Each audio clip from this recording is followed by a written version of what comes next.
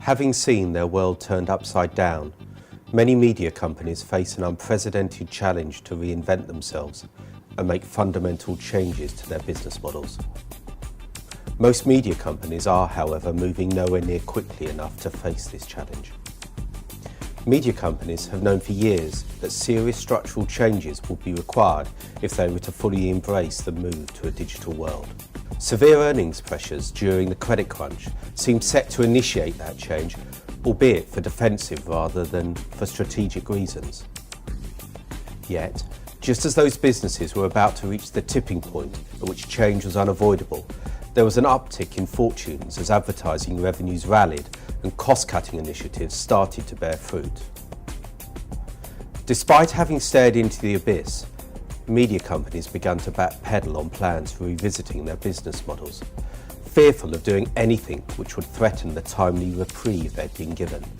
The net result appears to be a diminished appetite for challenging the established operational orthodoxy. The enthusiasm for change that had been building up has now been replaced by a preference for sitting on existing cash flows. This is dangerous. Many media companies are still operating from business plans and models which have their roots in the analogue past and not the digital future.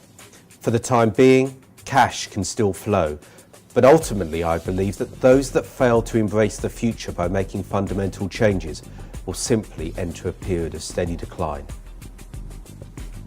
You can see this playing out in the newspaper sector. A recent survey of ours showed that only 2% of consumers will continue to access a website that went behind a paywall, and 4/5 would access similar content elsewhere. Yet Rupert Murdoch believes otherwise, as highlighted by the Times moving behind a paywall. The reality is that it's early days. What is clear is that consumers will need to be given a compelling reason to pay for online news content.